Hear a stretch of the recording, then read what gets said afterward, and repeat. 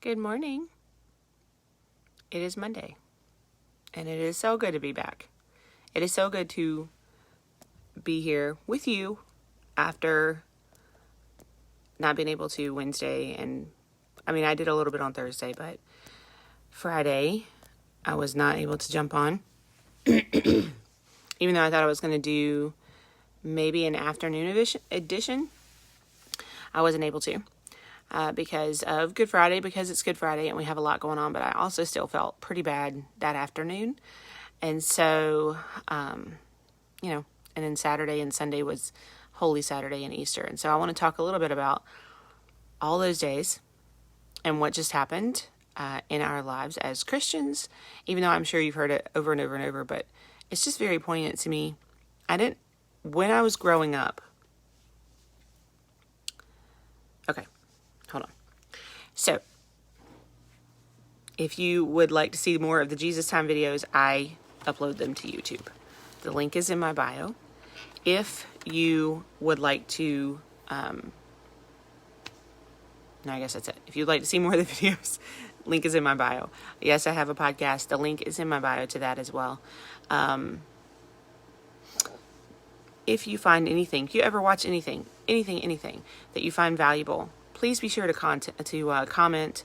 If you're on YouTube, subscribe. If you're listening to the podcast, review it. Do these things for your favorite people who bring value to your life. Not only so that you can let them know, because they're still human, right? People still want to know that what they are saying is valuable and to you, and that they are serving you. It helps to encourage them, right? And then it also helps to share the content with other people. Helps technology to know to share your content of your favorite creator to other people so that they can hear it too. Especially if you find it valuable, somebody else is going to. Okay? All right, so let's see. All right, so we just had Easter, right? Oh, sorry. And when I was growing up, Easter was Resurrection Day. Easter was Sunday. Good Friday, we had Good Friday. I was born on Good Friday. Yay. We had Good Friday. It was on my birthday that year. And then we had Easter. And I'm sure somebody tried to teach me about all the other things. But I don't know. I was off in La La World somewhere, living my best life as a kid, not paying attention. And it didn't really click in my brain what was happening. And so over the last few years, I have gotten to know Easter in a different manner, a little bit more intimately. And so on Holy Saturday, I made a post that said, "Beware, for Satan will try to pull your focus off of the cross, your focus off of the tomb, your focus off of the fact that Jesus does live tomorrow," right? And so, so I just kind of want to talk about that, because what I read today is Psalm 27, part 2. "One thing I ask of the Lord, this I seek, to dwell in the Lord's house all the days of my life, to gaze on the Lord's beauty, to visit his temple." So, to dwell in the Lord's house all of my life. Jesus came here. We had Lent, right? The 40 days. Jesus came here to save us from our sins that we do as human, and from our imperfections and all of the things, so that we may live in the house with our God, so that we may live in his temple, right? So that we may sit beside him on the throne, or around the throne, or kneel in front of him, probably. So we are sons and daughters of God. And so that's why Jesus came here, for that reason. And it's funny because a long time ago, I was questioning whether or not Jesus was real. Like, actually real. Was he real? And the show came on that proved that without a shadow of a doubt, atheists have even said, yes, Jesus was a real man. But then obviously they try to skew the whole miracles and all those things. And so, I just say that because it's just funny how I remember those things all of a sudden. But so he came here to die for us, to be crucified for us. And there's a few days that lead up to Easter, right? So there's Thursday. Now, Thursday is Holy Thursday, right? So that's the day that he is going to have the Last Supper. That's the day that Judas is going to betray him. That's the day that he prays in the garden and he says, "Not my will, but yours." And I'm going to tell you, I don't know if you guys have the same feelings that I do about that, but can you imagine how Jesus is feeling at this point? I can't. I mean, as a human, I would be scared out of my mind knowing what is about to happen to me, how the persecution is about to come. I mean, he knows what is about to happen. It's not like it's a mystery, right? He knows what's about to happen. And he still prays, "Not my will, but yours." You know, he still says something like, "Father, take this from me, but not my will, but yours." Is he scared? I don't know what he felt. Maybe. But he's still going to go through it? Yes. And then they come and they take him. And Peter chops off the ear of a centurion guard. Roman guard. Maybe they're the same thing. And he chops off his ear. And Jesus, in that moment, tells Peter to stop. Replaces the man's ear. Right? Replaces his ear. Makes a believer. Right there. Man knows his ear's not there. Now it's gone. Now it's back. But Jesus, out of his love, out of his knowing that this is what is meant for him to do, he is meant to sacrifice. He is meant to be scourged. He is meant to wear a crown of thorns. He is meant to be mocked, ridiculed. He is meant to carry a cross up a hill. 300 pounds, 600 pounds. He is meant to carry that cross up a mountain, not even a hill. I mean, everything's a mountain with that much weight on your back. He is meant to do this for us. So Holy Thursday, he's taken in, right? And then you have Good Friday. And Good Friday is the day, right? Good Friday is the day. At 9 o'clock in the morning, my son got up this weekend. My oldest son, he's always very in tuned to the events that are happening. And at 9 o'clock, he got up and he said, "Mom, 18 minutes ago, Jesus was nailed to the cross." I guess he got up at 9:18. Jesus was nailed to the cross 18 minutes ago. And you have all the symbolism where Jesus goes from where they put the cross on him to where he is nailed. All the times that he falls, that Simon carries the cross for him. All of these things that happen.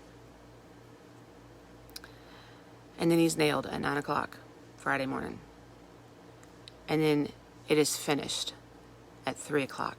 He says, "It is finished." He doesn't say it in, obviously, English. He says it in the different language, and it's one word. But he says, "It is finished." And he gives up his spirit at 3 o'clock on Friday. And then they go and they ask for his body, and they take it down, and they put it in the tomb.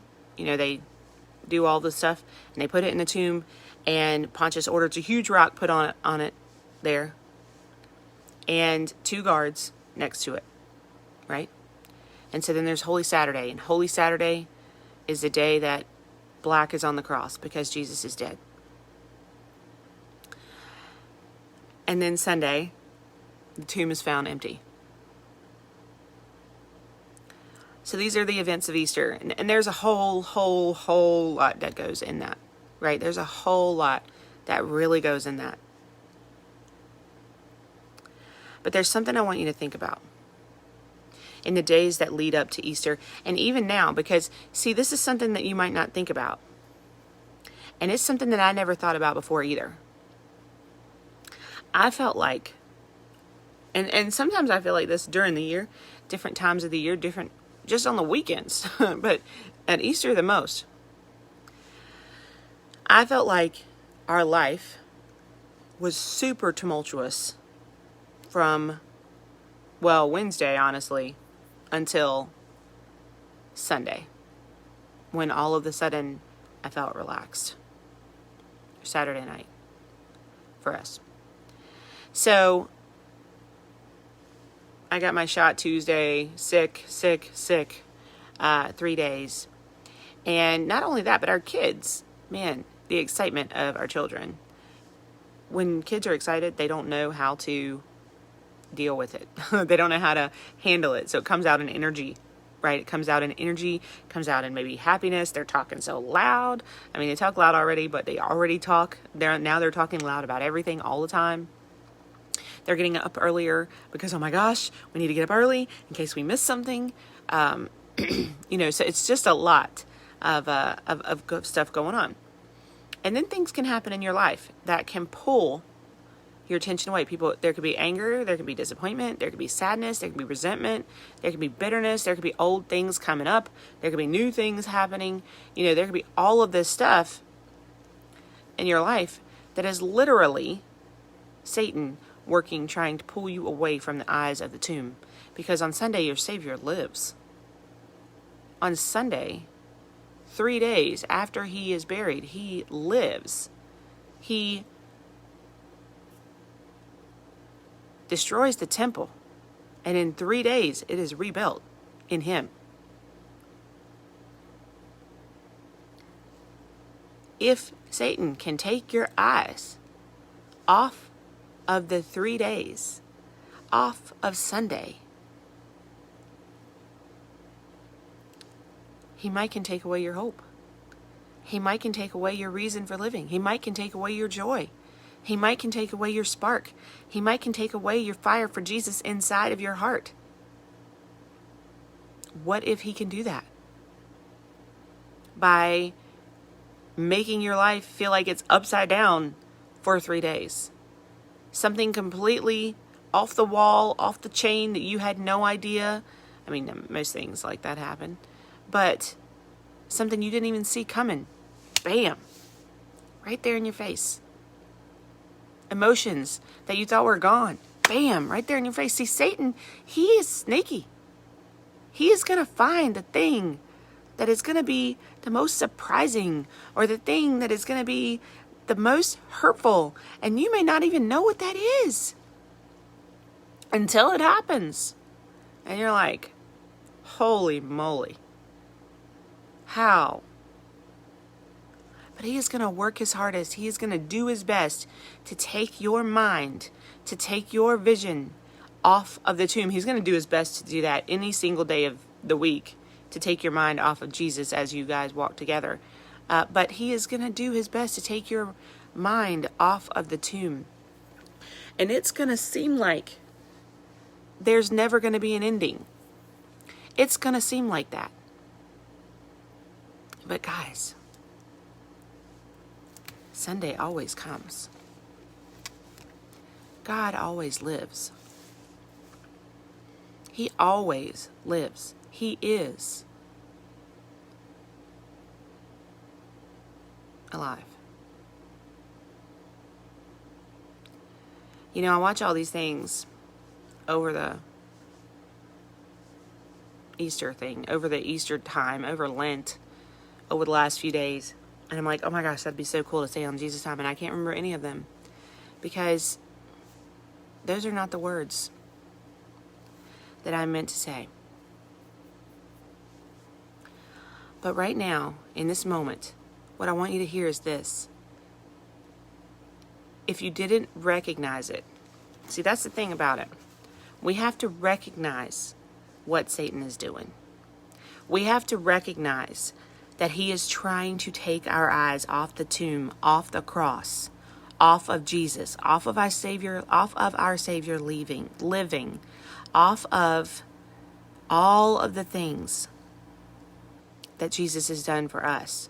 He wants to take our mind off, our vision off of that. And we have to recognize that that's what it is. And we have to be ever vigilant in keeping our mind focused, in keeping our vision focused. There are news events of the last week. One in particular that I will not actually mention here because I am not going to give it that kind of attention. But if you know, you know. And it was specifically trained to take your mind off that cross. To, even if you didn't take the mind off your cross, even if you think, it didn't make my mind come off the cross, it made me more focused on it. It invoked things in you like anger, resentment, sadness maybe, despair for the world. That's what these things do anyway, but despair for the world. And where are the feelings of love and happiness and excitement because Jesus lives and all of the things that come with Easter? They're covered up by this one worldly thing. Do you know how to not worry about the world? Stop looking at it. Because the news will give you this everlasting view of the world as it is just going down the tube, right? I hear a lot of people walking around, the world is going to hell in a handbasket. There's nothing we can do about it. It's just everyone is bad. People are bad. It's all this, it's this, it's this, it's this. Do you know how to stop worrying about that? Stop watching the news. Stop giving it the attention. Stop feeling it with your brain. Yeah, Kristen, I need to know about current events. Okay, fine. Know your current events. But you do not need to know about every negative Nancy thing that happens in the world. Hi, April. Happy Easter. You do not need to know about every negative Nancy thing that happens in the world. Because, see, the news brings the negativity. That's because that's what brings the money. People want to see the negative things. People want to know what's going on in the negative way. Unfortunately, as humans, that's what's happened. And that's what we get more of. We get one positive spot in the news a day, maybe, because they want to have feel-good time. But most news, if you watch it, it's not going to make you feel happy. It's not going to make you feel good. It's going to make you feel deflated. It's going to make you feel like, oh my gosh, what's happening? The world is going away. What's happening? The world is going this way. The world is going that way. The news is not meant to lift you up. It is not meant to build you up. It is not meant for that. Literally, it's not meant for that. And we have to guard ourselves against that. We do not have to give attention to attention-seeking people who seek to make their fortune by being ugly, by being in the news, by being negative. You don't have to give your attention to that. If you give too much of it to that, then the world starts to consume you. Then you are staring too much at the world. I can bet you that there is one event in the news right now, or just on your TikTok feed, or in your Facebook feed, or whatever, because it's on mine too, that has consumed the entire Easter season, maybe for you. Maybe because you're like, oh my gosh, I can't get past this. Oh my gosh, look at how Satan has engulfed our world. But if you don't stare at him, if you don't pay credence to that, if you don't pay attention to him, because that is what he is seeking, your attention, and the more you give it to him, the more he has succeeded. Whether you think you are giving him good attention or bad attention, it does not matter. It does not matter. It is attention. The more you look at him, the less you look at Christ. And the more you look at him, the more you look at him. Does that make sense? I mean, let me just say, sometimes, let me ask you this. Sometimes you see a train wreck of something happening and you're like, I can't look away. I have to stare at it. I have to stare at it. I have to stare at it. I have to stare at it. Does that happen? And then your attention is over here. And again, you're not looking at Christ. And in this Easter season, when Jesus lives, that is where our joy comes from. That is where we know we are loved. That is where we know we are sons and daughters of Christ. That is where we know. That is where we are uplifted. That is our heart, our strength. That is where our paths lie. That is where we walk. That is who we walk with. But yet our attention gets taken by the world. Because of what? Attention seekers? Because somebody wants 15 minutes of fame? Stop watching the news. Okay, stay up on your current events, whatever. Stop watching the news. Stop watching all of the things. And when I say stop, you're welcome to keep scrolling. You don't have to read it. If you see something that is going to take your mind into a dark place, that is going to take your mind into maybe an evil place of worrying about the world going to hell in a handbasket, stop reading it. Scroll by. You don't have to read it. You don't have to watch it. If you feel like you need to read something, dude, here it is. Open it. Read it. Take your focus off of the world. Because it's not going to hell in a handbasket. God is not going to let that happen. Do you understand me? He has his plans. Everything works out for his good. Do you hear this? Everything works out for his good. Everything. Which means the things that Satan does, the dog on the leash that can't get off, do you know? Everything that he does works for God's good. Do you see the sense of humor that God has there? So why do you need to worry about what is happening in the world when God is going to use it for his good? You don't. Literally, you don't. Most of the stuff that is happening in this world does not have anything to do with you. You need to focus on where your world lies. What you are supposed to be doing right here, right now. What God's path is laid out in front of you. How you are supposed to walk it and how you are supposed to use it to change the world. Because if you are so busy staring at what everybody else is doing, at all the negativity, at all the things happening, if you are so busy staring at that, then you miss your path, your way to change the world. You miss your path with Jesus. And what happens when you get to heaven? He asks, why didn't you walk your path? What happened? I don't know. I never saw it. What were you looking at?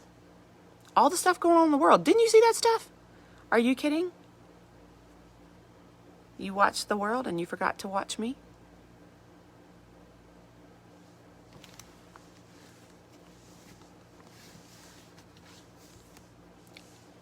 I don't want to say that. So my advice to you is stop watching the news. Stop comparing your life to everybody else's life. Stop watching your Facebook feed and comparing your life to everybody else's life and saying, well, I'm not doing that. I must be wrong. Why are they doing that? That must be wrong. Stop comparing your life to everybody else's. Stop comparing the path that you have to walk on to everybody else's. It's not the same, and it's not meant to be the same. Stop worrying about what is happening in somebody else's life unless you are meant to help and serve in some way, unless it interacts with God's path. If it has nothing to do with you, see your way out of it. And I'm not trying to be harsh. I am trying to save you a world of heartache. Do you understand that? When you're not staring at the news, when you're not staring at the world, you are walking with Christ on your path to change your life, to change the world, to change what is happening around you by inspiring others to walk their path with Christ and to be focused on their path with Christ and not on the world. And you are taking that one step at a time, and you are not letting things derail you. You are not letting your focus come off. During the Easter season, Satan works the hardest to take your focus off of the tomb. Because this is the time where we find the joy. This is where we are saved. This is what we live for as Christians, where Jesus died for us on the cross. And if he can take our eyes off of it, he feels as he has succeeded. He can take another soul from Jesus. He can't really take anybody, can't really take anything. We have to choose. He has caused somebody to make another choice to turn away and not look at Jesus. And if you think that turning away once is not a bad thing, I'm just going to look away one time. Not a big deal. Not a big deal. I can look back anytime. I can look back at Jesus. Anytime I got my Bible right here, I can look back at Jesus anytime. I can look away. Let me look away. Okay, I did. Okay. Okay, I looked away. Okay. Now I'm back at Jesus. All right. What about the second time? Oh, man.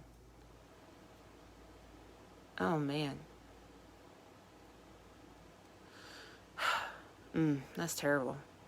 Oh, gosh. I'm so sorry. Oh, my gosh. Look at how awful that is. Oh, my goodness. Let me look back at Jesus. What about the third time?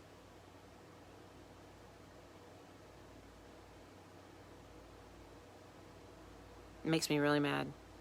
This whole world is going to...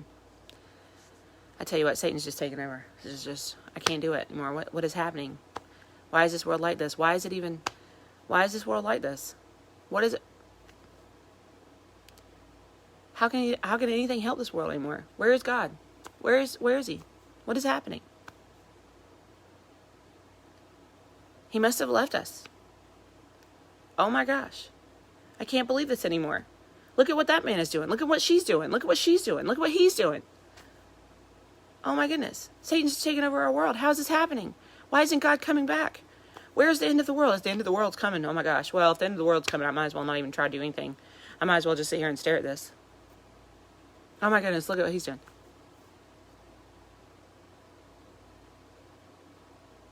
Did you hear the questions that start to get asked? Has God left this world?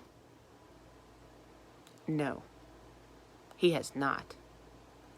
But if you are not looking at him, do you know that he's here? No, you do not. Has God allowed this to happen? No, he has not. There are other forces at work. People make their own decisions. There is free will. And Satan bobbles a puppet like you would not believe. Especially somebody that will be in his hands. Especially somebody that will allow him to manipulate their strings.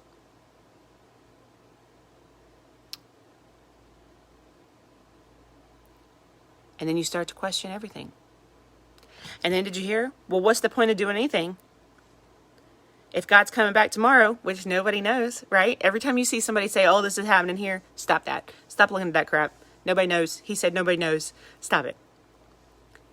But nobody knows, right? So now you've just sat down on the couch in misery watching the world. Have you looked back at Christ? No. Have you given up all hope to even walk your path? Possibly.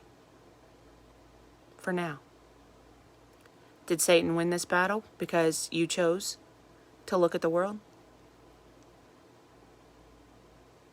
Maybe, for now. God always wins the war. But you have to make the decision not to look away from him. You have to make the decision to recognize the evil and the negativity for what it is. And you have to make the decision to stay away from it and not let it invade your brain. And not put yourself in a place where you are constantly staring at it. That is why your circle of friends is very, very valuable. That is why what you read is very, very valuable. That is why what you watch on TV or listen to on the radio is very, very valuable. You may think that it is not. And you may think, oh, it's just a little bit of this. Oh, it's just a little bit of that. But a little bit turns into a lot. And that is exactly what Satan is wanting to happen. Well, if I just distract her for a minute, maybe that minute turns into an hour, a day, a week, a year, or forever.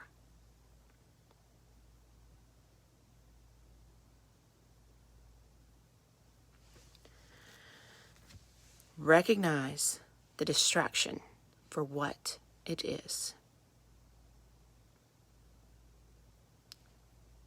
Because when you do that, when you start to recognize it and say, nope, I know what's happening here. I'm scrolling on by that post. I am scrolling on by that TikTok. I am scrolling on by that event in life that does not matter or that does not involve me. I'm not getting into that drama. No, drama stays away. Once you start to recognize these things for what they are, and you start to remember to stay focused on Jesus, that is when you are growing through it. Same thing I've talked about on all of these videos. That is when you are growing through it. Be encouraged. God has not left this world. He is not going to leave us high and dry. We just had the promise yesterday pass by again. We just had Easter. We just went through those events, a Holy Thursday, Jesus being arrested, Jesus being betrayed, the Last Supper. I went a little backwards on that one. The Last Supper, Jesus being betrayed, Jesus being arrested, Jesus being tried, Peter denying Jesus, the cross, Jesus rising, all of the promises that Jesus made to us, that God has made to us in the last 4 days. They are still the strongest promises you will ever find in your entire life. Nothing can ever be promised to you that is worth more than that.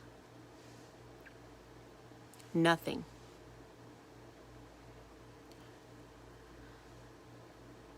So stop staring at the world. God's got that.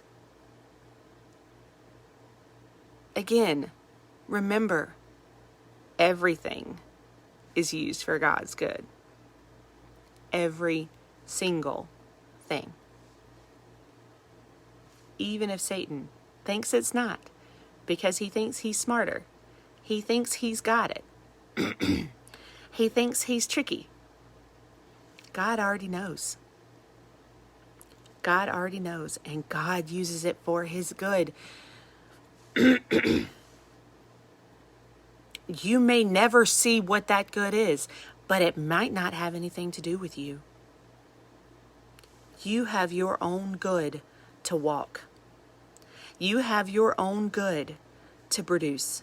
You have your own path with Jesus to change the world. That's where your focus, our focus, needs to lie.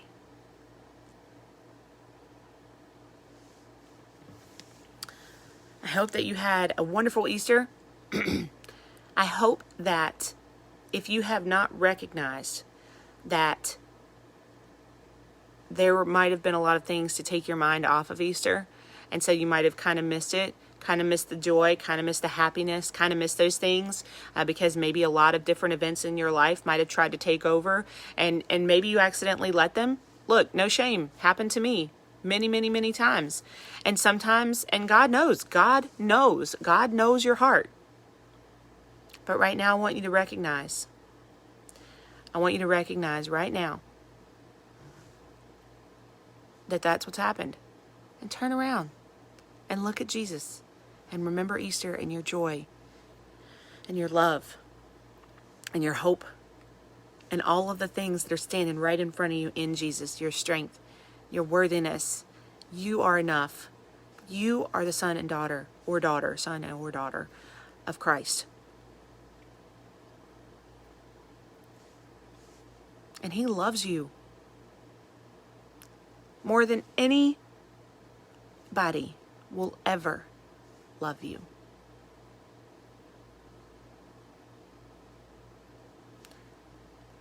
Thanks for being here. I'm very proud of you. Have a great week.